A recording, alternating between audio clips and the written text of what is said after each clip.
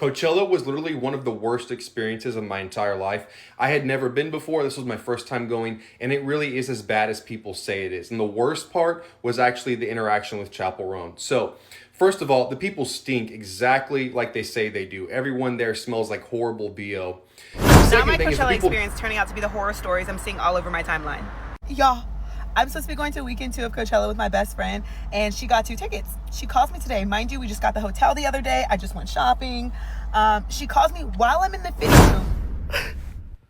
Advil saw my outfits. I sent them, and they canceled the deal.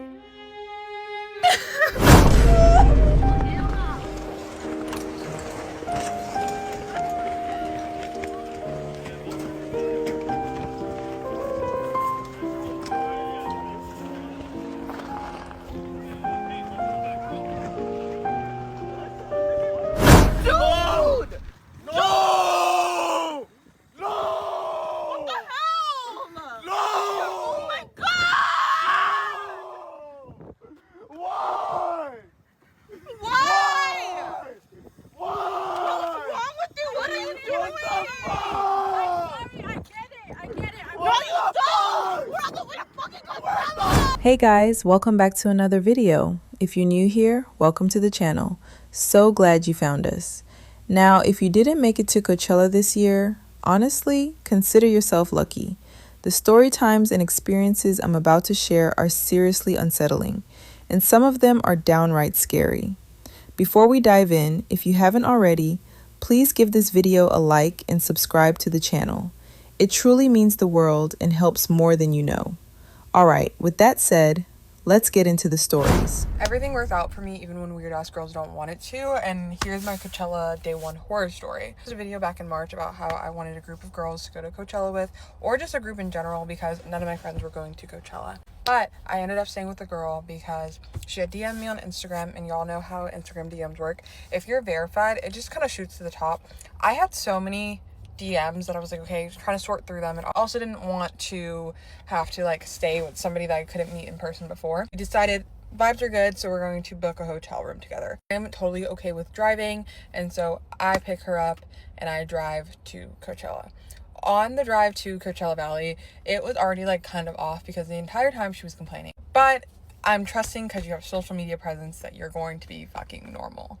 One Coachella rolls around, and she kind of lets me know that she has to work a little bit. I think it's really funny because the brand that she works for is catching some heat right now, and it makes a lot of fucking sense that she works for them too. It is what it is. I was totally fine with it. Before we even got to Coachella, she was already kind of upset. She was stressed out because of work, and I totally get it. I totally understand it. Like, we're arriving to Coachella around 3:30, 4:30, and I have VIP, she has GA. I've never been to Coachella. There's a VIP artist entrance, and then there's a GA entrance.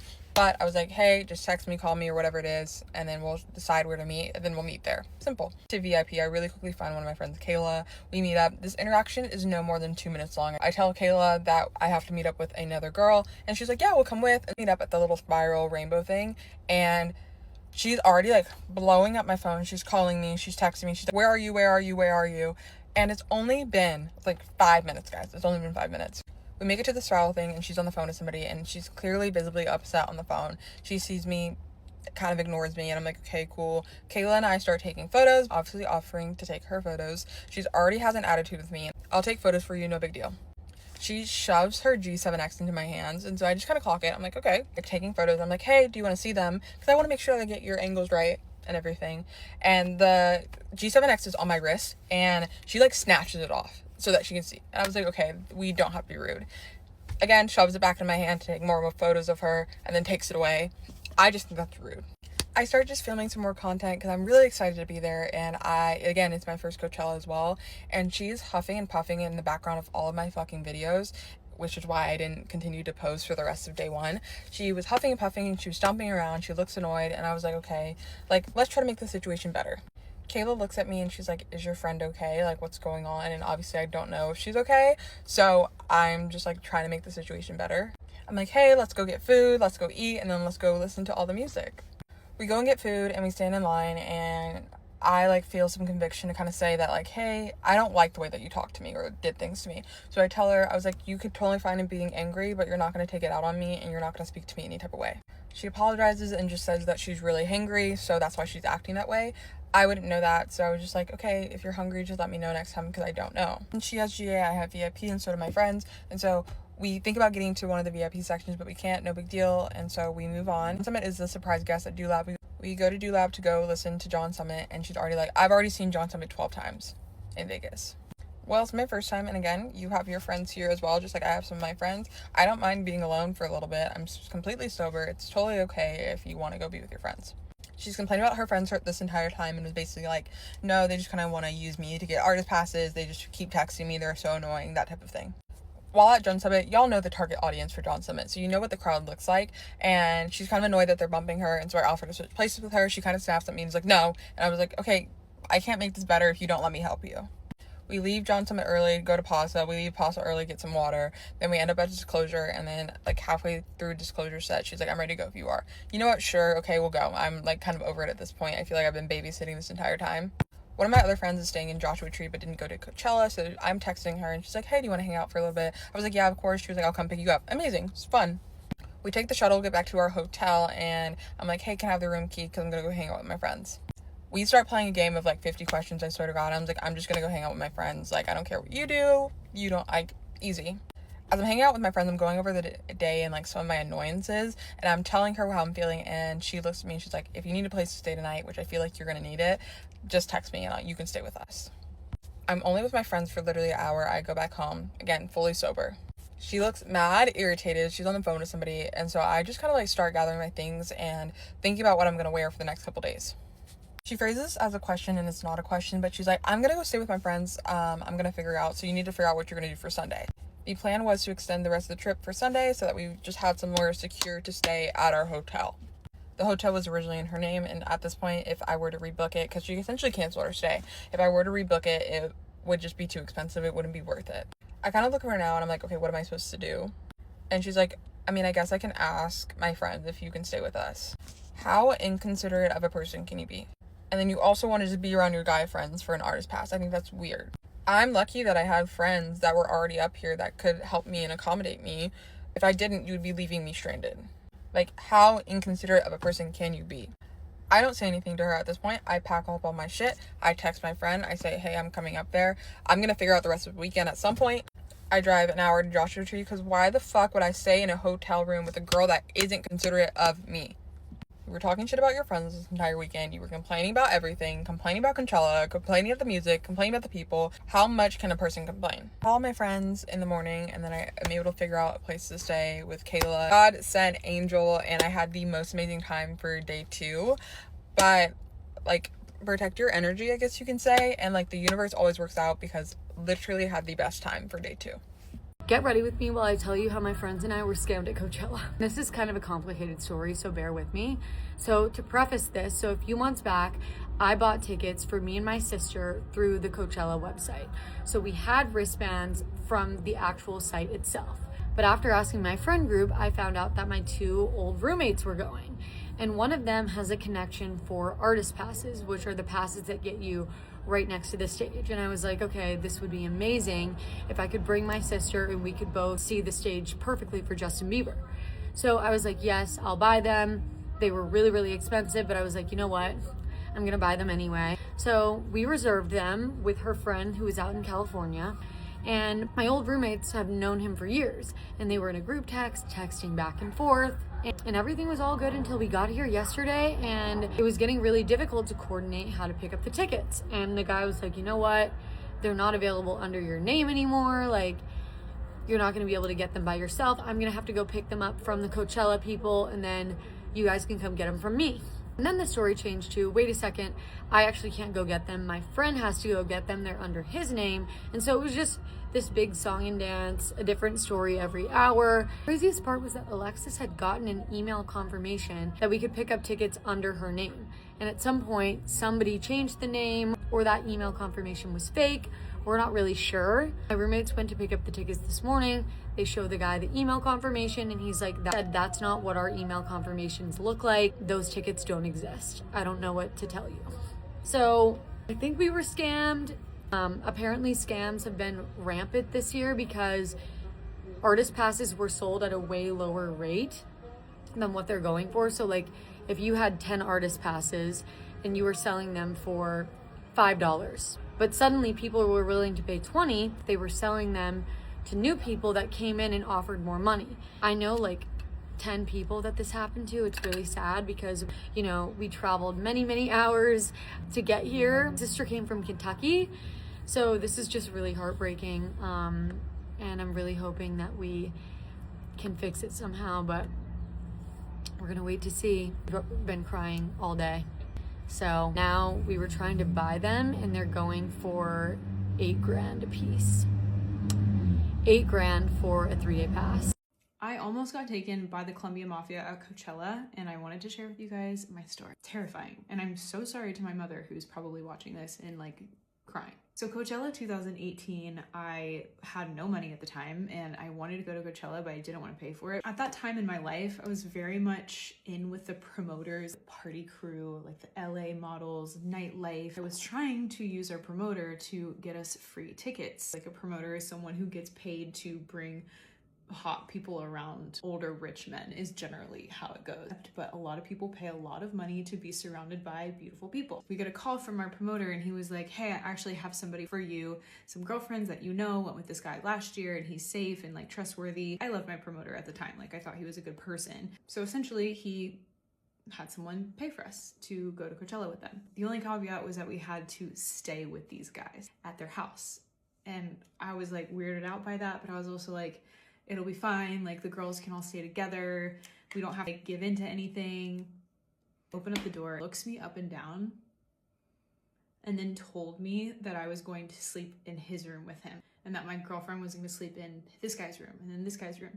And these guys don't look like normal, nice guys. They were bad boys. Colombian mafia vibe. It was not good. So I go into the house, I'm there with my girlfriends, there's music playing, there's other girls there, by the way, who are our age and are normal, and they pulled us aside and the girls were like, these guys are not okay. Like they've been yelling at me, they called me a bitch, like they were really just like not good to be around. Let's stick together, we're gonna be fine. These two huge security guards show up. Why do we need security guards to go to Coachella? It's not that serious. They kind of pull us aside and they're like, hey, just so you know, I'm getting paid to be here, but I don't really like the vibes of these guys. So here's my number. And when we're off work, and like, we're not gonna be able to be here to help you. The festival is going on 9:30 p.m. by the time these guys wanna like finally roll out to go to the festival. Mind you, none of us have been given our wristbands yet. Being like, where's the wristbands? They're like, don't worry about it.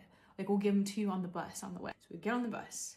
We finally are on our way. Still no tickets. I have no service. We were literally sitting on the bus for maybe like an hour and a half. Where are we going? We were only 15 minutes away from the festival. And the music is so loud. These guys are like on things. Like they're not sober at all. They have shirts on that say, drugs are my life. Bulletproof vests on, like underneath of their shirt. Glasses and the hats and like the do-rags. Like they were just definitely not your average Coachella goer. They were all in all black head to toe and it was just really weird. Rolling around on the back of the bus and separate, like they kept the girls in the front and then they all sat in the back. It wasn't like they were trying to integrate us. Like they set us in the front with security guards. It was so weird. And all they kept playing was that song that goes, Colin, like, and so anytime I hear that song, I like freak out because it's just so dramatic. Anyway, that song played on freaking repeat for like an hour and a half. This is gonna have to be a multiple part story, obviously. So don't care if I don't get invited to another Coachella after this video, but here's everything that influencers don't tell you about Coachella. Some people don't know this, but some influencers actually get paid to go to Coachella and have everything for free. So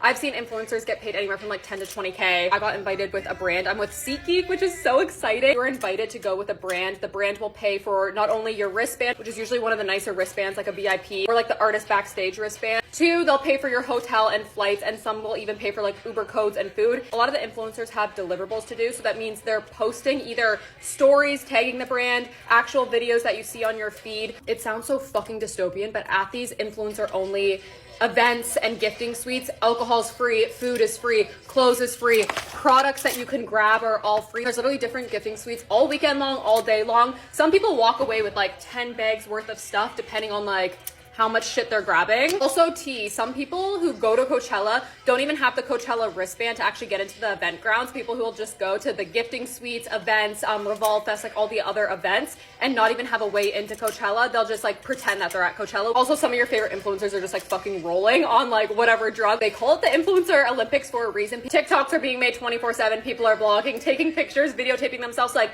every influencer in the wild video you see is true. I'm saying that as someone who is taking videos, taking pictures as well. Like I'm making fun of myself. I'm currently in LA and my brand dropped me from Coachella. When I say drop me, I mean stone cold drop me. Like they flew me out here and I'm currently staying at my friend's place because when I went to the Airbnb, the hostess was like, absolutely not. You're not allowed in here. And I'm like, what? And that is how I found out that my brand dropped me from my trip. You might be like, Koya, what are you talking about? There is so many influencers that are coming on this app and are lying about being dropped, but I'm gonna show you guys the email that was sent to me. So initially, I was supposed to be in Coachella and I was gonna film like one video for like the whole weekend and they were also gonna pay me $40,000. Anyways, when I got there, they told me that I obviously couldn't get in. So I sent the brand, I said, I am currently outside the Airbnb and the hostess is not letting me in. She says I'm not allowed, which was giving real segregation vibes. I'm not gonna lie. Mix up because we've been in talks for literally 3 hours and I bought my own plane ticket and I'm already in LA. So I'm thinking, what's the... Well, they emailed me back and they said, hi, Nakoya, that is true. We honestly got you confused with a group of other creators. We have a new person over our diversity and inclusion and they thought you were Glorilla, which is crazy because even though I'm from Memphis, Tennessee, I stopped talking like I was from Memphis, Tennessee in order to appeal to larger audiences. You had Memphis in your bio, but then we saw you put ATL, so we thought you were Pink Mango, which is even crazier because I stopped making like talking videos, so I don't even know where they got that impression from. But she's located in New York, which also didn't make any sense to me. But anyways, clearly not who we thought you were, so we'll no longer be going through with this partnership. Have fun in LA though. If you want a Coachella camping experience without the ticket, just go to Skid Row. It's so cute. 10 out of 10 recommend. And I've never been to Skitty, but I'm like, if people in LA are like natives and they're like, oh my goodness, it's so cute in Skitty, I would go to Skitty. But I don't want to be in Skitty when I'm supposed to be in Coach. Anyways, if a brand wants to give me a Coachella ticket right now at the last minute on the last 2 seconds that Coachella is going live, let me know. Brands is open. My friend scammed me out of $1,450.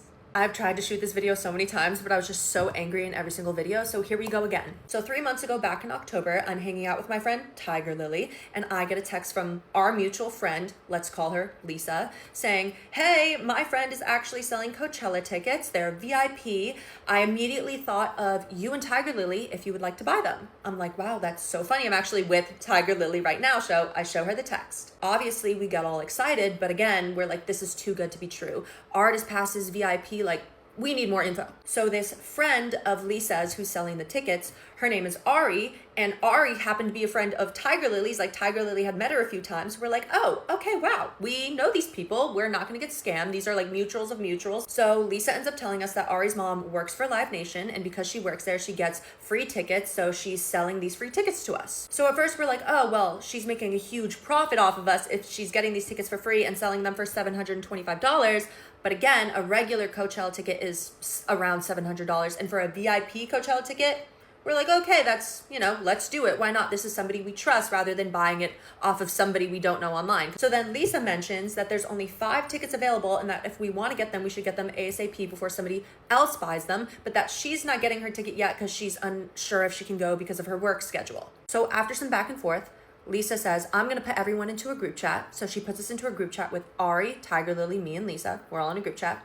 And that's when Ari says, hey guys, if you want the tickets, you're going to send the money to my mom. So then a few minutes later, Tiger Lily and I get a text at the same time from Ari's mom requesting us for the tickets. But she says in her Apple Pay request, for ACL. And if you didn't know, ACL is another music festival that's happening in October. So we were like, oh, maybe her mom has it confused and thinks we're trying to get ACL tickets when we're actually trying to get Coachella. So we say to Ari in the group chat, hey, does your mom know we're trying to get Coachella? Like, we don't want to buy the wrong tickets. Like, we want the Coachella ones. So Ari reassures us that it was just a typo from her mom. So I end up sending my money. But my friend Tiger Lily, she tries to send her money and her bank declined the charge. So then she had to call her bank, approve the transaction to be able to send her money. So then Ari's mom sends her a new request saying for ACL again, So much for it being a typo, right?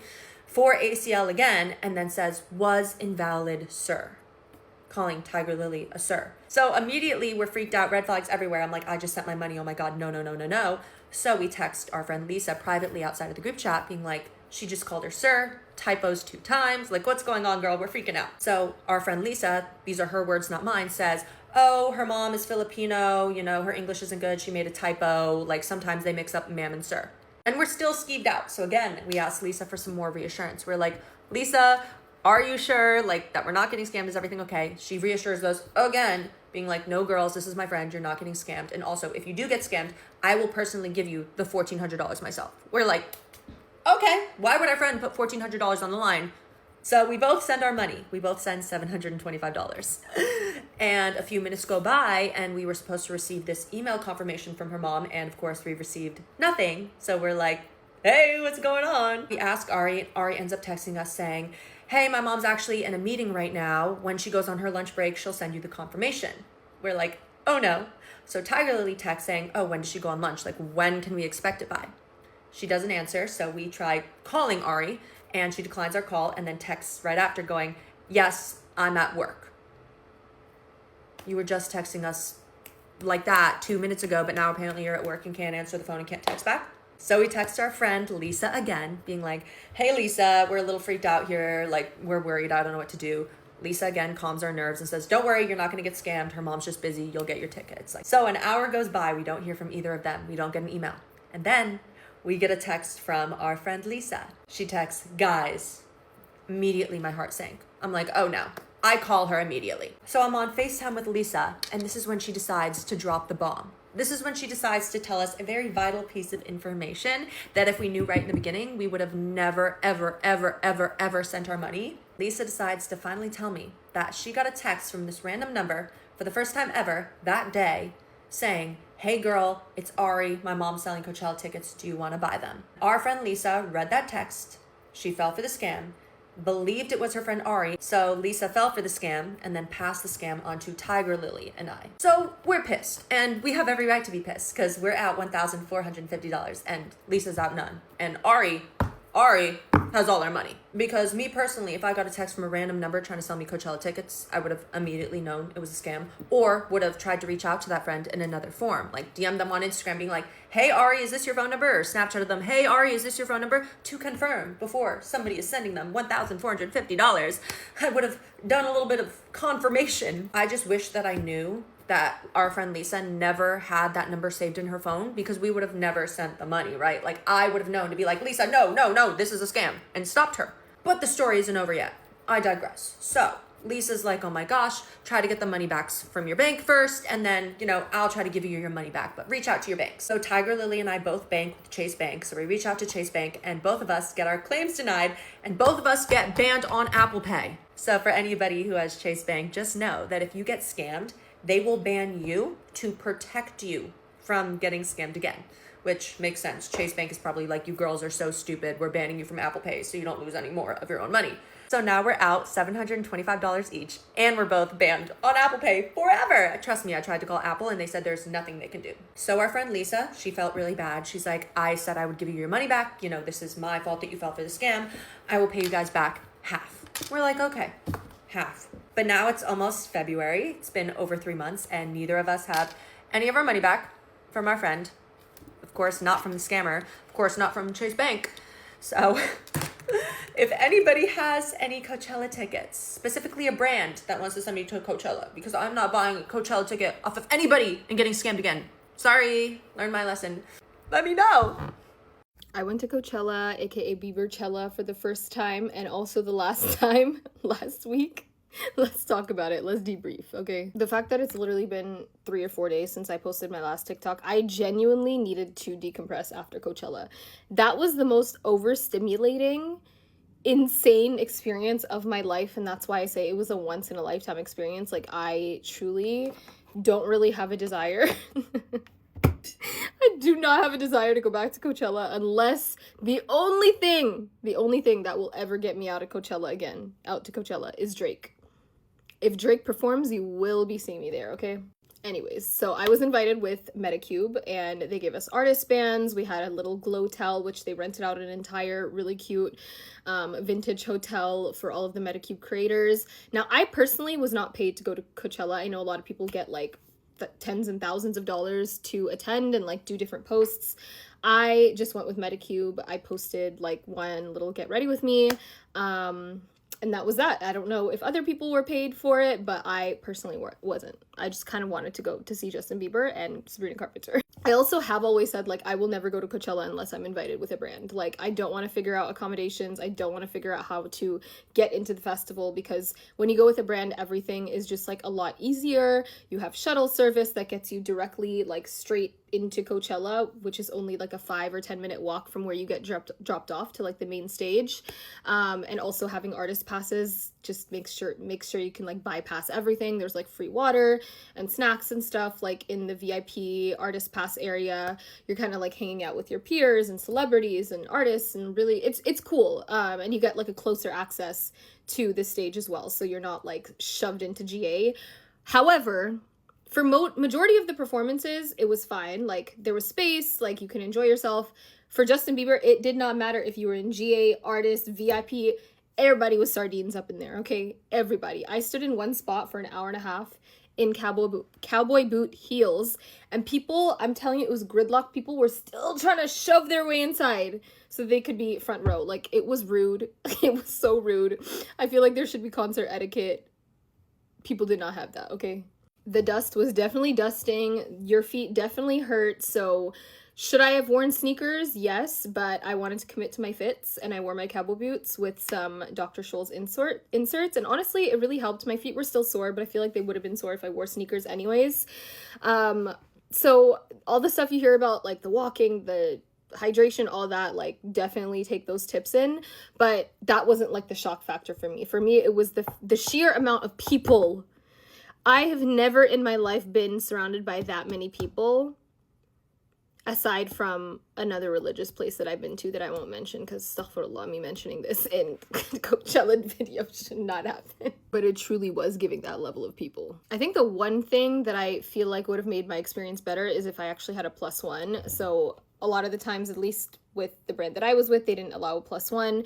So low-key, I was kind of alone majority of the time and just vibing. Like, some of my friends wanted to see, or like some of the people in the Medicube crew had their own itineraries, people they wanted to see. So I was just kind of like, all right, well, I'm gonna just vibe on my own. I feel like in a place where there's a lot of people, it doesn't really matter. So I saw Justin Bieber alone. I saw Giveon and Kehlani, and I was there screaming, no shame, nothing. And I low-key feel like I kind of enjoyed myself a little bit more because I didn't have to like go on anyone's schedule. But I've loved to have like one of my cousins there or something. Yes. But it wasn't as bad as I thought, honestly. But yeah, overall, I think it was definitely an experience. I'm happy I got to experience, but I'm not running or rushing to go back. Absolutely not, unless Drake comes, and I'm dead serious about that. If Drake ever headlines, just know I'm there. Let's debrief Coachella. One thing I've always done is been honest on this app. When I'm doing these crazy story times and telling you guys exactly what the fuck happened, I'm not sitting here super proud like I am reading a phenomenal resume. I'm sitting here with my tail tucked in between my goddamn legs. But what the fuck are you gonna do? Own it. You're gonna own it, and that's what you're gonna do, I guess. So the original plan, was to go to Coachella, like, as a full influencer, you know? I had brand deals to film at the festival. I had events to show up to. I was supposed to be at the YSL event. I was supposed to be at Camp Poosh. It would have been so fun, except I didn't go. I didn't even attempt to. I didn't even know it was happening. I'm not saying this as a flex, I'm saying it as a fact. I had a full artist band. I could have gone anywhere, and I stayed in GA the entire time in the center of the fucking mosh pit. I'm getting sent videos of myself. My parents would be disappointed.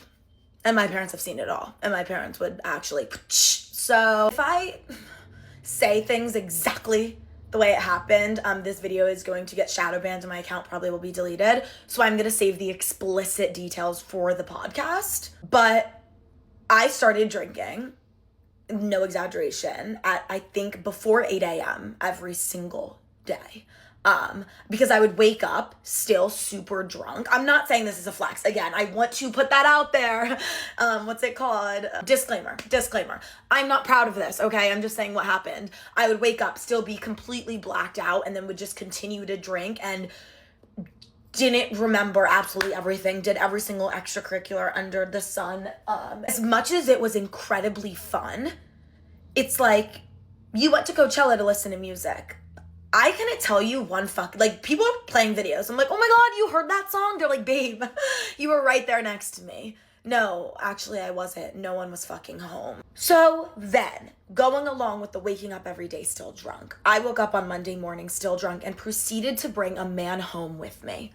So then when I finally get back to San Diego and I'm sober and there's a man in my bed that I decided to bring home as a souvenir from Coachella, I had some feelings. I had some emotions, you know. Next time my manager sees me, she will probably bend me over and want to spank me. And it's deserved. It's very much deserved. I don't know. And then I'm sitting here being like, oh my God, I couldn't do a TikTok. Bitch, maybe just don't be aggressively blackout and fucking cross-eyed so you can like film your little fuck ass TikTok. Like, it is so first world problem, and it is so completely on me and my fault and very unprofessional. But did I ever claim to be professional? Did I ever claim to be professional? Yeah, I feel like I did. So I need to get it the fuck together. I got home from Coachella, okay? And you've probably seen everyone online posting like, oh my God, post Coachella Monday, I'm not leaving my bed. I got back to San Diego Monday and I went out. I got a table at fucking Hideaway and a bottle. And then wake up Tuesday morning and almost jumped off my balcony, so. I was packing to go to Coachella this morning, and on my For You page, there's just an abundance of videos of girls being like, I can't believe like this brand randomly uninvited me last minute, like Airbnb cancellations. I'm thinking like, oh my God, I can't believe like this is happening. Like, this is so insane. I can't believe people are doing this. Then I get a text from my manager. I'm not going to Coachella anymore on the birthday. 2 weeks before all of this, I had 2 options to go to Coachella. One of them was with a brand that I loved, but it just wasn't the best situation for me personally. And the second one came super last minute, and they offered like full flight, full accommodation, VIP tickets, everything. And I'm thinking this is like so good. Even though it's all last minute, it's all coming together. Like, I finna be in the pit. As soon as they tell me like, okay, we can confirm you, they ghosted. So this is last week. Thursday up until Monday of this week, they completely radio silence ghosted me. I was thinking as of 2 days ago, I was not going to Coachella. And then randomly last night, in the middle of the fucking night, the brand reaches out back to me and is like, okay, send your clothing info, send your address, send everything, like flights, everything, we got you covered. And like, one of the big agreements this weekend was like, I only had to wear their clothes, which I was like, okay, like, I'm fine with that. Today, I'm thinking everything is back on, like, let's get this going. Then they asked me to sign this contract, and it basically said I wasn't allowed to go to any other event at Coachella. And this would have been fine if they had told me this in the beginning, but I had already RSVP to Camp Poosh, Revolve Fest, 818 Pose. Then I get back to them, I'm like, this is low-key so sneaky, like what the hell, y'all just snuck that into the contract. So then I asked them like, would it be okay if I just attend maybe just one event? Instead of like responding back being yes or no, they fully were like, we're about to drop you, and then have completely ghosted me from then. So basically, I don't think I'm going anymore. Like, trust me, I'm not trying to sound ungrateful at all. I just think the communication was like so disappointing because people were planning this in real time. Like, I was getting ready for this in real time. Obviously, I'm so grateful that I even have these opportunities presented to me in the first place. And I know this is not the end of the world, like, clearly. But yeah, that's my full story, and that all happened this morning. So that's my bad. Story time on how our camp got vandalized and broken into, and evil people broke our shit at Coachella this past weekend. I'm gonna start off by saying that I was going back and forth on whether I wanted to post about this because I feel like what happened to us was really unfair and unfortunate, but at the same time I'm like, no, I want to say something just because It's crazy. It's crazy that they got away with it. It's crazy that this happened to us. It's crazy that this happened at Coachella, a freaking festival of all ages, and no one saw anything or no one said anything. I don't know. But basically, I'm going to start off from the beginning. My friend that was camping with us, she unfortunately, her and her man broke up. They were supposed to camp together. She called me crying a few days prior to day 0 and asked if she could come with us. I said yes, of course, I told her it was just me and my man this year, so like I had no issue. We had the space. And she also told me after that she had her own camp pass still, so we were gonna have more space anyway. She was still gonna have like her side and we were gonna have our side just set up right next to her. So when we got there, day 0, we set up everything. She did tell us, which had me, now that I'm thinking about it, I'm like, fuck, like I didn't realize how crazy this person was, but she did tell us that her ex was very crazy, very toxic.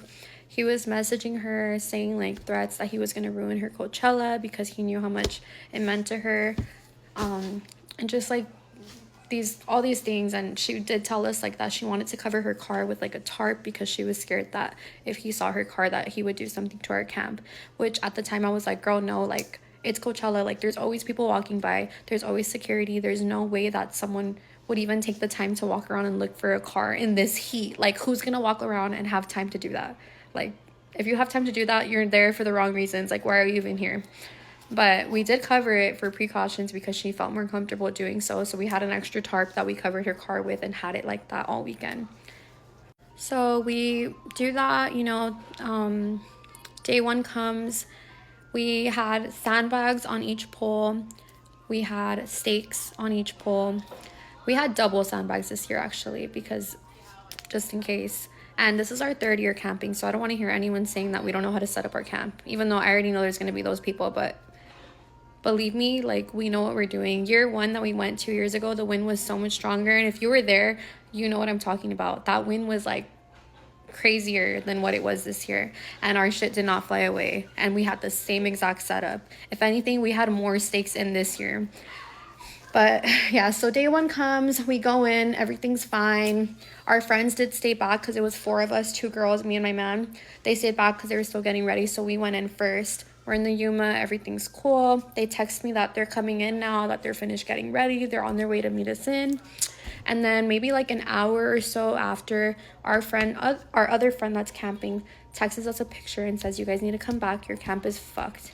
I look at the picture, my mind automatically went that it was this guy and his group because of what my friend had warned me and told me about.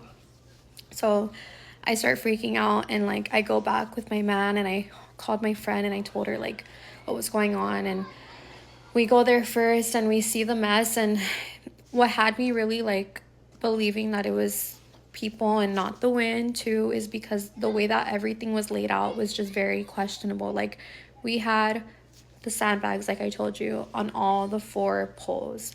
They were not attached anymore. We had them velcroed tied. They weren't attached to the poles anymore. The canopies were completely flipped over to the other side of the walkway because we were in the walkway, like a corner. They were completely flipped over to the walkway. The sandbags were placed in the middle, and they were attached. Like they weren't even open. They were attached, and they were set up, like they were placed in the middle. 1. Another thing, our friend's car, we had a table right in front of her bumper, and we had the grill right on top. Everyone else's camp when we got back was not fucked up, like around us. We also saw their tables. They had things that weighed much less than what the grill weighed, and their camp and their tables were still set up perfectly fine. And it just didn't make sense. Like, how the fuck did the wind even like push the grill over? The wind wasn't even that strong yet. It was like 540. But if it was the wind, fine. The table was flipped like towards the bumper, and the legs were sticking out, and the grill was placed on the side of the tire. I posted a picture already, you guys, on this video prior if you guys want to go look, but the grill was placed near the tire, like this way, when it was this way on the table. So if the table really had flipped like that, the girl would have went with it and it would have hit our friend's car because the table was super fucking close. The way that we had it next to, like, in front of her car, it was really close to her car.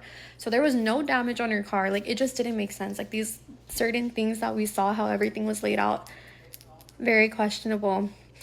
And maybe, you know, it was the win and maybe, like, this video is done, but, like, I'm convinced it wasn't, just because, like I said, it's our third year camping and we know what we're doing.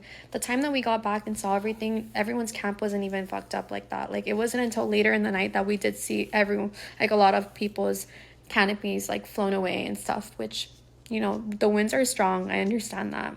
But just certain things, like I said, the way that they were laid out. And it's, like, really unfortunate, and, like, it's a shitty feeling to know that people go through, like, that when people went through our stuff and, like, vandalized our things. And also, forgot to mention, but the grill was sitting next to our friend's tire, and the part where you put, like, the propane tank was broken. So they broke our grill. We couldn't even cook, or that weekend, like, the next 2 days or 3 days, we couldn't cook anymore. We bought a bunch of food to save money. No, we had to spend so much money. We had to buy a new canopy. Like, it was just a mess. But yeah, I just wanted to make this story time because I still find it so crazy that, like, this all happened. We did report it. We did tell the cops there, which one of the cops was patrolling our camp the rest of the weekend, which I'm really grateful for, because I was just like, who's to say they're not going to do it again, you know, or try to, like, do something worse. I don't know. But he was checking in on us, and it just made us feel a little bit safer, thankfully, that he was doing that. But it's just, like, such a shitty feeling, like, you know, I don't know. That was my story time, guys. Thanks for listening if you waited this long. Yeah. Get ready with me for Coachella day one while I tell you how I got scammed twice yesterday. Where did I start? I guess the first one wasn't a scam, but I posted a video about it yesterday. And then I got scammed again inside of Starbucks when I was looking for a new ticket. But this time it was one of my friends. We were, like, have only been friends on social media. We were talking about how we were both coming to Coachella before I even came here. I knew he was here and he was car camping. And he would, like, texted me when his plane landed. When his plane landed, I had just got out of will call and they told me that my ticket, like, got canceled, whatever. And so he's texting me that he's waiting for his thing. So I updated him. I was like, hey, actually, like, I don't really have a ticket anymore, blah, blah, blah. He tells me his brother's friend isn't coming and that his brother's friend can give me his ticket. But he would let me know for sure after he met his brother. Keep in mind, I got to Starbucks at 9 a.m. and he got to his brother at, like, 11. The entire time I was waiting and looking at Facebook Marketplace, and I didn't know then that Facebook Marketplace was, like, not the place to look for tickets. But I was, like, looking for a cheap one and they were all, like, $2,000, $3,000. And at 11:35, he texts me, he's like, sorry, it took me forever. I just got to my brother, and says, like, yeah, I have a ticket. He was like, his friend wants to make some money off of it and it's $400. And I was like, oh my God, that's fine, because the ticket prices were, like, crazy. So I was gonna pay the $400.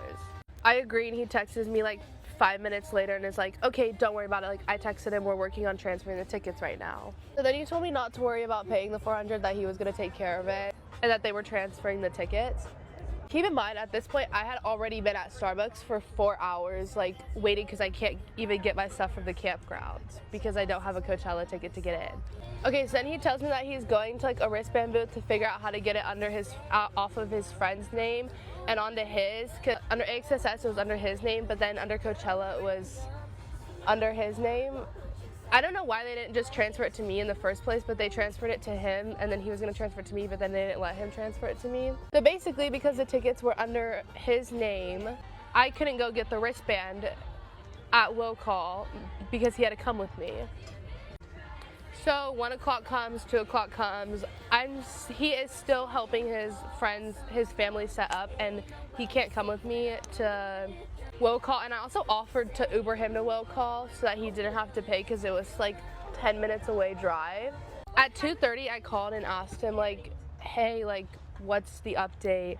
And he's like, well, we still can't register it, but we can get the wristband. And I was like, okay, can we get the wristband? That's all I need to get inside and get my stuff. Then he kept telling me all day long, like, my family this, my family that, like, I can't go because they want me to help set up. And I was like, I will literally help your family set up. And he's like, oh, my family is like the type of family that doesn't let girls do anything. Okay, valid. So at this point, it is like 5 o'clock, and I was like, look, bro, like, my dad is blowing up my phone because he wants to make sure I have a ride home tonight if I don't end up getting this ticket because I was supposed to stay here. He, like, out of nowhere starts lagging really bad, and I was like, look, like, my dad was like calling all my siblings, seeing who can pick me up because they all live down here, down south. And I, like, felt so bad for my siblings because they were all on standby. And he was like, I hope your dad can understand that, like, we're doing our best. And I was like, okay, well, I've been stranded at Starbucks since 9 a.m. and it's about to be 6 o'clock. So then I told him, like, look, if you can't give me a ticket by 6, like, I'm sorry, but I can't. Like, I gotta go home because it was getting dark and I needed one of my siblings to come pick me up. So at this point, 7 hits, and I was like, I'm gonna go to the campground, see if there's any way I can get in and just get my stuff so that my sister can come pick me up. At this point, by 6, he had, like, completely ghosted me, and I was like, I'm just gonna get picked up. I'm completely ghosted by him. And I ended up getting a ticket. My brother helped me, and I got in. I've had, like, no bad impressions of this guy before this, but now I'm just like, what is wrong with you? I was literally at Starbucks from 9 to 7, living off my portable charger. Anyways, that's it, and I'm gonna do my hair now. Bye. Okay, divas. If you follow me, you know this isn't really a serious page. I never really sit down and, like, have a serious conversation with you guys, but I have been itching and scratching. Just old-fashioned sit down with you guys and debrief Coachella. First things first, in case you're new, my TikTok blew up overnight. 2 months ago, I couldn't afford my rent. I was literally scraping the bottom of the barrel to just, like, get groceries and food. I posted one video saying, hey, I'm broke and unemployed, let's go to Goodwill. Everyone loved it. I have now, across all platforms, gained about 3 million followers, like 2.5 months. I feel like because of that, I had a very unique perspective on being in VIP at the most influencer wild music festival / event in the nation. Even if Coachella didn't happen, I still feel like I'd be making this video with you guys just to give you, like, a heads up on, like, hey, let's talk about Lily's mental sanity right now. Before any of this happened, I had the most average, normal life. I'm from Alabama. Little small town girl. I went to college. I've been working since I was like 16, underpaying minimum wage jobs. I would say I grew up middle class, maybe high middle class, but everything we got was thrifted. Grew up going to Goodwill. I grew up hating it. It wasn't cool back then. It wasn't trendy. Basically what I'm trying to say, the values that I was raised on are not very materialistic. We were very instilled to, like, be nice, be good people, treat people with respect, and I feel like just be appreciative. And that's not saying I'm a perfect person and I'm doing all these things. This is my mom. My mom is a poster child of all of those qualities that I just said. So that's just kind of like how she raised us to be. Or at least she tried. I say all of that to say, when I went from not even being able to afford groceries to being sent to Coachella with Coca-Cola, one of the biggest brands in the nation, I think I started to realize just how much a number on social media was affecting every way I think. First thing I want to talk about, which I don't think I've ever touched on any platform ever, honestly would love to go more into depth in this. We're just gonna, like, scratch the surface, but body image. I've been through a lot with body image, similar to almost every girl ever, okay? Again, I can go into more depth with this if you guys want me to. It's not something I'm shy to talk about, but it is something that I wanted to bring up briefly. Because this got to such an extent in my head, the amount that I was concerned about looking as, like, stick, skinny, and thin. As the average woman in society now, pressure of feeling like I had to look like that at this music festival when I was thrown in with the sharks, the most, like, you're having the Mormon wives and James Charles walking past you when you're eating a hot dog. Like, this is, like, when I say I was genuinely having breakdowns the entire week prior, fear of not looking skinny enough, dang near had the ability to ruin my entire first Coachella experience. The more I stressed about that, the more that I realized it was beyond that. It wasn't just body image. It was the fact that I'm having imposter syndrome. How am I here? I was petrified and that I wasn't gonna fit in. I think there's so much stigma around it where I was thinking, like, I'm not an influencer. I couldn't afford my rent 2 months ago. Like, I've had to work parking at music festivals to have, like, a general admission pass. I just had it in my head that I had to change things to fit in this new world that I was being dropped into. What I came to realize as soon as I got there, day one, is that these people that I was holding on a pedestal and trying so hard to change myself to add up to were so entitled, scary, and mean. Listen, I understand catching people on a bad day. I understand, like, listen, this is not me talking bad or bringing anyone down. I'm genuinely saying me and Maddie were so excited to be there. We're seeing influencers that we look up to left and right. There was one specific influencer that, like, me and Maddie walked up to. She was more familiar with them than I was. And she walks up and she goes, oh my gosh, I love your content so much. I followed you for so long, whatever. The person, I kid you not, I'm pretty sure they had sunglasses on. Actually, I don't even think we got eye contact. She continues walking, doesn't even stop to, like, approach us, like, looks over and goes, Hi. Keeps walking. We looked at each other like, oh. Listen, I understand if you've been in this game for a long time. I've been in it 2 months. I understand it becomes like normal, I guess, but I just remember in that moment, like all of the fear that I had trying to live up to this expectation of this influencer world that I guess now I'm a part of went out the window. Okay, I almost had more confidence in the fact that I was there. I was grateful. I was glad to be there. We were so grateful and excited to be there. Like that feeling completely overpowered me wanting to be skinny. Girl, I don't know. I think the main reason I wanted to come on and just talk about it is because I haven't really addressed stuff like this, and I want you guys to understand how I'm thinking while I'm going through this, because you're going through it with me. We're all like starting together. We're going together. Like I want you guys to know how I'm feeling as certain things happen, because it is crazy. It is insanity that I got sent to Coachella, and I will never, ever take that for granted. I think the more that things happen, the more I'm gonna learn. I think the main thing I learned from Coachella is that seeking so much validation and trying to change things about myself to add up to, like, that's not what got us here. I don't want to go backwards in my mental health because of all of this happening. And obviously, like, this is a lot. Like, I'm not gonna lie to you guys. Like, I never thought I would be doing any of this. I never thought this would ever be possible. Again, I think I'm just gonna have to learn as I go, but Coachella did more than just like, you know, give me Justin Bieber, right? It genuinely like healed these little parts of me that have been whispering and screaming in my head for the past 2 months. The amount of you guys that came up to me too, and like you would also say like, thank you so much for actually stopping to talk to us. You're the first influencer we've met that's done that. And like, and that's not talking down on anyone, whatever, but it means more to me to have you guys say that than someone to come up to me and say, you look skinny. I honestly want to film like 15 Coachella debriefs, but the point of this one is that I love you guys. We're going to stay true to ourselves and keep trekking. You guys, guess who just got scammed out of a ticket to Coachella? This guy. Okay, let me get cozy while I tell you this story. So sorry, you guys, I'm really sick right now. Okay, so this is kind of like a long, complicated story, so bear with me, please. Back all the way up to my birthday, my friend got me 2 tickets to Stagecoach. I don't know if you guys have seen that lineup. It's very me. I love Stagecoach. I love Badlands the most. Like, that's number 1, right? But Stagecoach has, like, always been my absolute favorite festival for so many reasons. Guys, I'm really looking forward to that. And then my friend has a brand reach out to her that she went to a festival with last year, and she had, like, the best time, the best setup. They invited us both to go to Coachella with them, and she was like, girl, we have to go. She was so insane. Like, we're gonna get hooked up with, like, the best stuff. Like, it's just gonna be, like, the best time ever. Let's do it. So we get booked for that. We're both super excited. Keep in mind, for Stagecoach, I was gonna go with my friend and her boyfriend was gonna get like a house, and we're all gonna stay together, blah blah blah blah, and it was gonna be really fun. I was like really excited, right? Wrong. Anyways, she told me 3 weeks ago that because we're going to Coachella, we can't go to Stagecoach. My boyfriend doesn't want to get a house, and it all just kind of fell apart, and I was like, wow, I'm really sad, but we have this Coachella opportunity, like it'll be really fun. And then I start seeing week 1, like all these Coachella horror stories. This is getting too long. Go to part 2. Give me my ID back. Come on. Hi. Tell everyone I say hi. We love it here. Time for a little story time about exactly what went down yesterday at Coachella with my ticket issue and the attendant throwing my ID at me after trying to confiscate it illegally. So basically, I showed up yesterday to Coachella for day 2 with a ticket that I bought through StubHub as a verified ticket seller of Coachella. I used that ticket on Friday. No issue, was a legitimate band. I then came back on Saturday. I went to tap my band at the gate, same entrance that I did the day prior, and it went red. And the guy at the door said, oh, it's probably demagnetized because I have so many wristbands on. So just go to Will Call and they'll fix your band or get you a new one.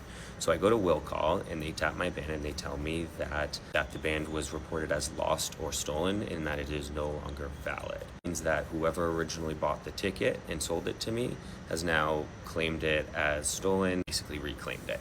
Even after I already registered the band's code to my name on the Coachella app and was confirmed that the band was tied to me. So I gave them my ID as proof that I was the person that was registered on the band. They basically were just like, oh, you bought this on StubHub, there's nothing we can do for you. They were not helpful with anything, and they basically just told me to kick rocks and go home. I have spent so much money coming here. I have paid for hotels, I paid for outfits, and I get that these are first world problems, but just the treatment and the unprofessionalism from the staff there was absolutely absurd. They tried to keep my ID because they were trying to confiscate the van back, but I needed the van to report it to StubHub as evidence that it was no longer working. I had to submit proof to StubHub in order to get my money back for the ticket, and they were not letting me keep the van. They were trying to confiscate it, and for me not giving them the van, they were holding on to my ID. So that was why he eventually got angry, freaked out, threw it at me after me saying that he cannot legally take my ID. It was not a fake ID. There was no alcohol. I wasn't buying anything. I was just trying to show them that my ID was tied to the wristband that I registered through their app. It's nonsense. Coachella, do better. This is not acceptable. This is one of the biggest music festivals in the world. You have to have this figured out by now. Here's my Coachella story time, you guys. I don't have a wristband and it's Saturday. Okay, yeah, so here's how it all started. One of my good friends convinces me to drop all my shifts at my job, so what do? I drop my Thursday, I drop my Friday, I get my Saturday covered. Shout out to the management team for helping me out with that. Thank you guys. Yeah, so on Thursday, I meet somebody online. They're like, yeah, if you go to the will call, you can pick it up there. By the way, no, you guys can't. If you are not the person that purchased the ticket, you cannot pick it up at will call. That is a scam. And we're learning the hard way, you guys. It's okay. Anyways, back to Thursday. I try to buy 4 different wristbands. They all fall through. Luckily, I only got scammed out of $50 hairs, okay? Come 1 p.m., my friends have to go set up camp. So I'm like, leave me at the Ralph's. If you're a Coachella goer, you know the Ralph's is a great meetup spot. If you're camping, you guys can all follow each other out of there and then get into the camp together so you can set up your camp together. They go, I stay. I'm like, well, I don't have a wristband. They're not gonna let you into the campgrounds, you guys, without a wristband. Without a wristband, you're not going. You're not getting in. They're gonna be like, no, not for you. So what do? I search around for hours, okay? I kid you not, my screen time on Thursday, you guys, was 17 hours. What am I doing with my life? I'm thinking, what am I doing? Why did I do this? Come the nighttime, you guys, I still cannot find a wristband. I'm like, okay, well, I am going to make a car rental, okay? I show up to the Enterprise after reserving the car. You know what they tell me? Oh, sorry, we don't have your car rental. Even though you booked it, you might have booked it. We don't have that. Really? That's my house for the night, was the vehicle. What do you mean you don't have it? So of course, what do? I panic just a little. What do I do? I don't know. I have no clue at this point, you guys. So I'm looking around to see if I can maybe find a hotel, which I know that's not happening on Coachella weekend. That is not happening. They've been booked for 2 weeks. I'm like, okay, so no car, no vehicle, or no hotel. What do I do next? I hear the sound of an ice cream truck. What do? I follow the sound of the ice cream truck. For some reason, there's an ice cream truck right next to a bar. The bar looks fun enough. So I go into the bar. Me and my trusty backpack, okay? I go to that bar. I'm still searching for tickets the whole night. It's not happening, you guys. It's just not happening. So I drink my frustrations away. And then I have to figure out, well, where am I gonna sleep? I'm looking around, walking around. I go to even like the sketchiest motel area I've ever been to. And, some man on a electric scooter stops me. He's like, hey, you looking for anything? I'm looking for a hotel, baby. Please get away from me. Just get away. Now your boy's paranoid as heck. And you know what I do? I find a tucked away little corner between some bushes and a wall and some business sign, and I sleep on the wall. I sleep on the frickin' wall, you guys. Yeah, that was my night, my Thursday night. Happy day 0. because I, drank my frustrations away. I wake up incredibly hungover on Friday on that wall, okay? So now I'm like, well, let me figure out where I'm at, Luckily, I've only walked 7 miles away from where I'm supposed to be. You know what I do now? I go to somewhere called Mimi's Cafe. If you know Mimi's Cafe, hit up Mimi's Cafe.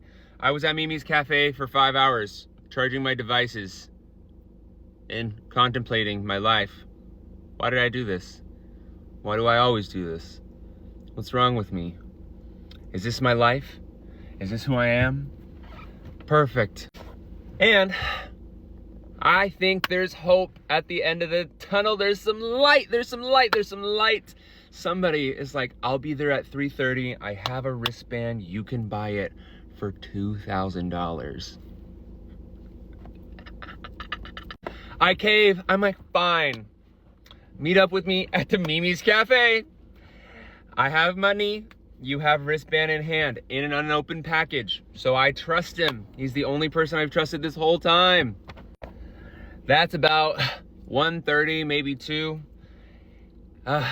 Roll around 3:30 when he says he's gonna meet me. He messages me at 4 p.m. instead. 30 minutes later, he's like, hey, sorry. Somebody else offered me $2,500. I've been waiting for hours for you, sir. And I will be wishing you the worst from now on and forever. So, plan Z. Plan Z. Look, guys, I got a car. Shout out Turo for the last minute rental. Shout out Turo. I love you, Turo. I had to pay an Uber to get me to Palm Springs. And let me tell you right now, that Uber was not cheap. So I get into the Uber.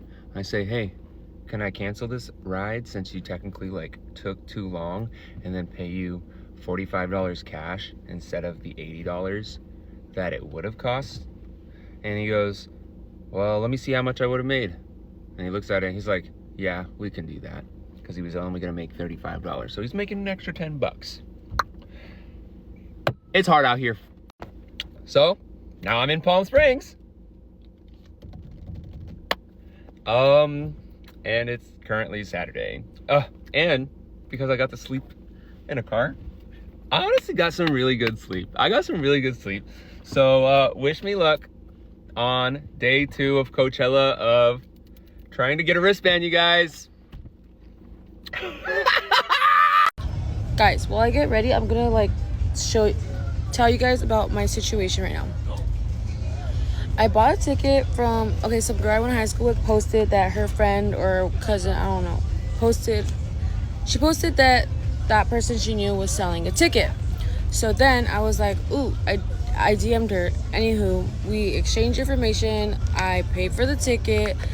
The day that, I don't know how long from when she got it to she sent it to me in the mail, and every single day it kept delaying. So since Monday, it's supposed to get here on Monday, it delayed to Tuesday, Wednesday, Thursday, Friday. It kept delaying. UPS kept delaying, and I tried to go pick it up from one of the warehouses. They said that you can't. So fast forward, I'm like, we have to go because everyone else is camping. I need to drive my car and park it into camp. So we come, we're all luckily I somehow got into camp. And then now I'm like, bro, I need a wristband for the festival. So I'm telling her also too, she sent me her ID and everything to go to will call. So I go to will call. They said there's nothing that they can do because she's not there. She needs to be there and she needs her ID. And so, I'm sweating, but I'm scared to touch it. So they said that she has to be there for them to give me the ticket. So I'm like, dude, she lives in Vegas. How the heck is she gonna freaking be here? So then she said she knew someone that was coming down and she was gonna send her ID with them, and that for me to go back to will call, try to get after already being there yesterday for 2 hours in line in the heat. She said to go back to Wilcaw. And I'm like, how am I gonna get to Wilcaw? My car is parked. She's like, Uber. Then she has the audacity to also ask me if I send her $100 for her to come down from Vegas to get it. And I was like, girl, I already paid you $800 for the ticket. I'm not paying you another dollar for you to come and get it. Like, this is not my fault. So then fast forward, we're in camp, and last night she's like, oh, just go get my ID, we'll call close at 1. And I'm like, bro, it's like a hassle already. I'm already gonna miss freaking camp, the DJ. So I'm like, no, like, I don't want to. Like, why can't you have your friend that's bringing it? Like, that's your friend, she can do you that favor. Like, this has nothing to do with me. So anywho, I'm like, I'm scared. What if they say that that's not you, like, and I just don't have a ticket? So then she just stops responding to me. It's now Friday and it's tonight, and I'm like calling her. She blocked my number. Then I texted her off my other friend's phone and called her. She blocked that number. Then finally, one of our friends in the group said, oh, I know someone that's coming tonight. Like, maybe they can get the ticket and bring it. So then I texted her on another phone, and I'm like, hey, can you send me at least like $200 back? I'm gonna just get a Friday with that ticket. With that money, and then someone might be able to bring it to me tomorrow. She texted me and she said, oh, I already registered it to someone else. The ticket that you're getting tonight to your house is not gonna work. What? So yeah. And then I just told her, like, bro, you need to give me my refund. And she only sent me $600 back. So I'm like, I thought you couldn't register it to anyone else, but now this person has another ticket. So yeah, that's where I'm at right now. So if anyone has extra GA ticket in camp or is coming tonight and has an extra, I'm not even trying to pay more than $600. So let me know. Dude! No! No! What the hell? No! Oh my god! Why? Why? What's wrong with you? What are you doing? What the fuck? I'm sorry, I get it. What the fuck? We're on the way to fucking Coachella! Dude, I'm sorry. Tell the cops, dude, I swear to God, cut your phone. I'm fucking recording all of this. Mom, I just crashed. Why? What'd you do? What were you thinking? I was slowing down because I saw you guys all of a sudden. How do you feel all of a sudden when the light was fucking red? But you guys, the light was red! Stop, mommy. Call the cops. I am. What's up, babe? Come over here, mommy. Dude, I'm just gonna kill me! I'm just gonna fucking kill me! Oh my god! It's not even my fucking car! Do you fucking realize that shit? Oh my god! What the fuck? Oh my god!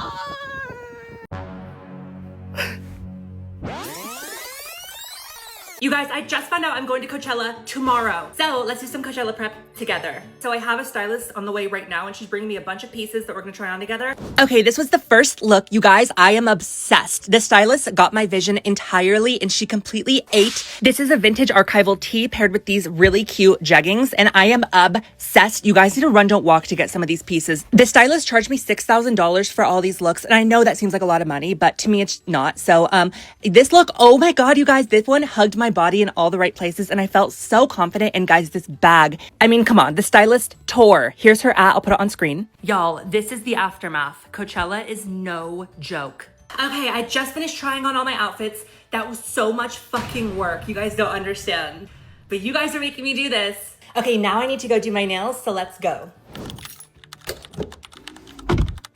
Okay, so I was just adding a color. I booked the last minute appointment and thank God my nail girl had me covered. Guys, look at these. These are fabulous. Okay guys, my nails are done. I just went with the silver to go with all my looks. I know a lot of y'all are wondering, I'm actually being sent there by Advil. I'm promoting their new pediatric medication line. It's for kids. I think now it's just time to pack and then I leave bright and early tomorrow. Okay, let's go.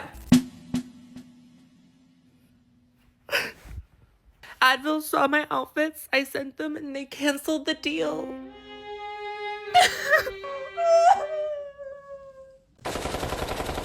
I don't know how I'm supposed to get there. I don't have a pass. These are all the disasters that have happened at Coachella so far. First of all, getting in was a nightmare, but besides that, the sleeping area was so windy that people's tents and canopies were flying across the parking lot, scratching and destroying cars, and even one person had a tree fall on their tent. And if you look at these angles here, sharp branches entered the tent. Luckily, nobody was seriously injured. They canceled Anima's set because the wind was so strong and they thought it would be dangerous for viewers. I don't know if they thought the stage could collapse, but it's better to be safe than sorry. Besides the dangerous wind, the prices just to get in are so expensive, ranging up to $3,000 that people are just sneaking in now. Not only that, they're charging $100 for a few chicken nuggets, almost $90 for storage. They're really taking everyone to the cleaners this year. But not only that, there's reports of Airbnbs canceling people's Airbnb stay days before they arrived and then relisting them for twice to 3 times the amount. But good luck to all of you brave souls out there at Coachella, and I hope you're having a great time.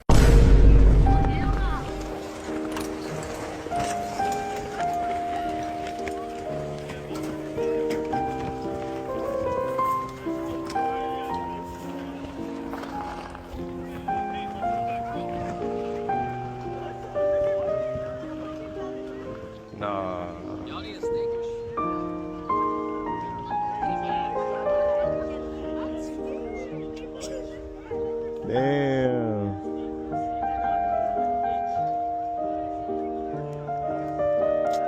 That's why you gotta stake your shit. I know we did. We're just double. No, yeah.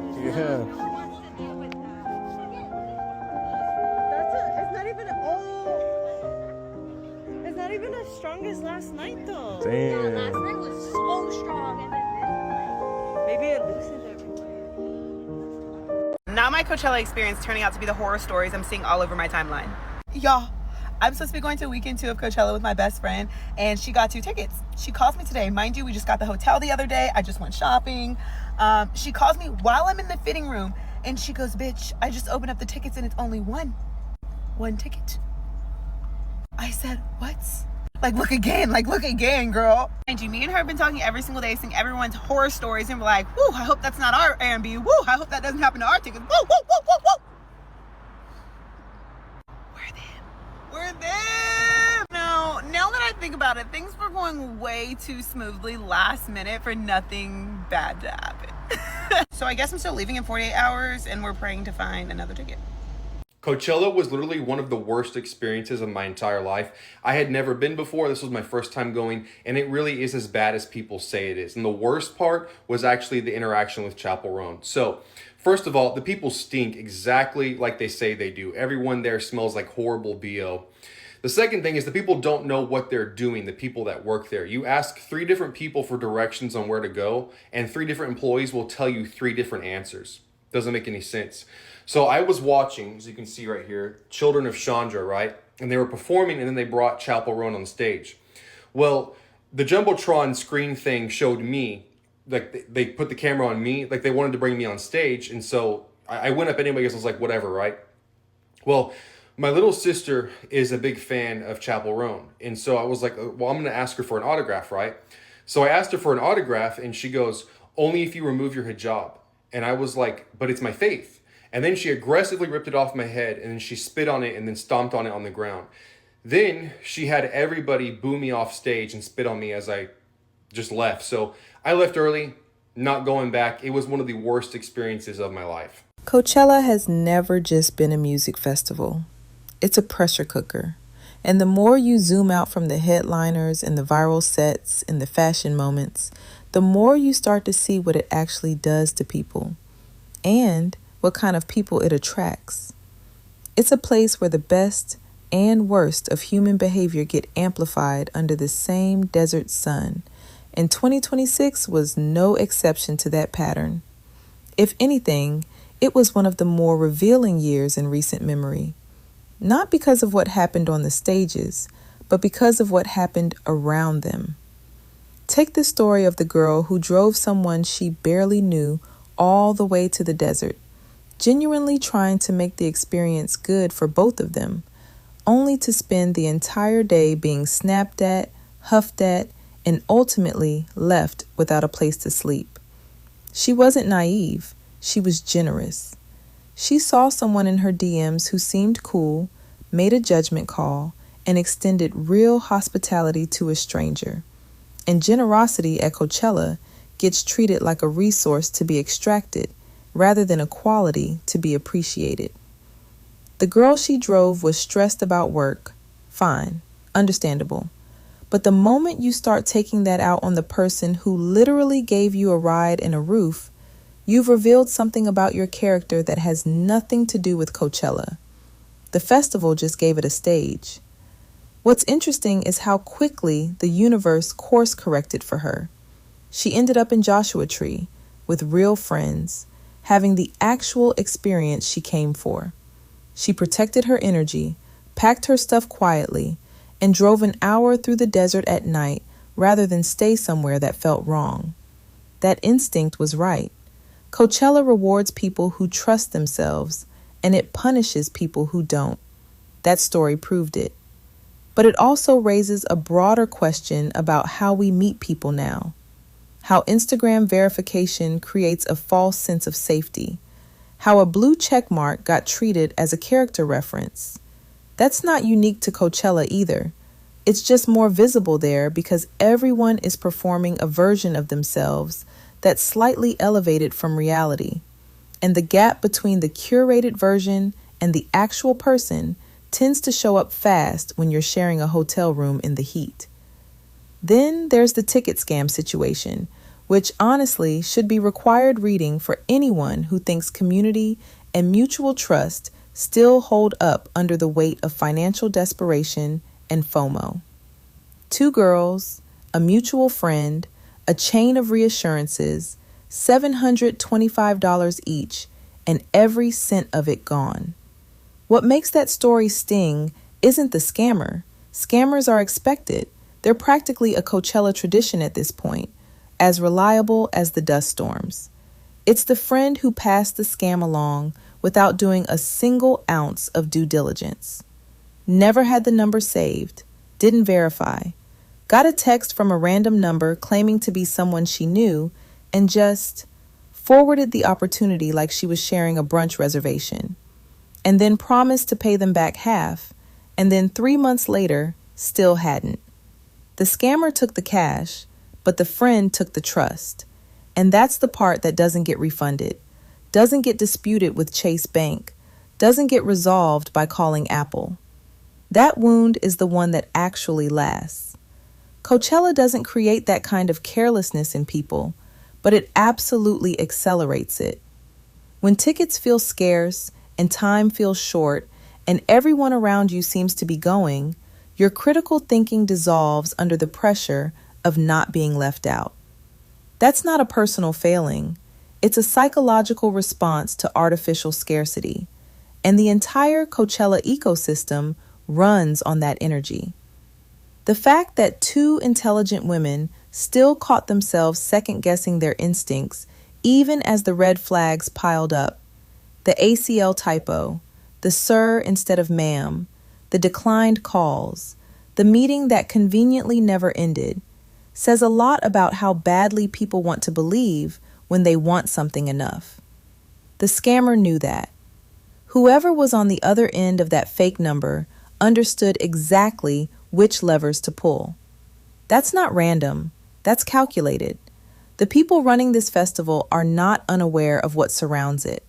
They know that the desperation to attend creates markets for scammers. They know that the housing situation in the Coachella Valley during festival weekends creates conditions for exploitation.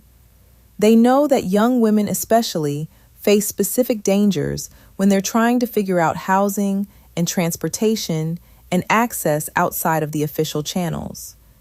And the response to all of it is essentially the same every year.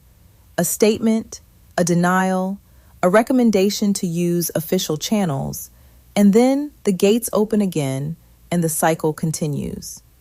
That's not cynicism. That's just what the record shows.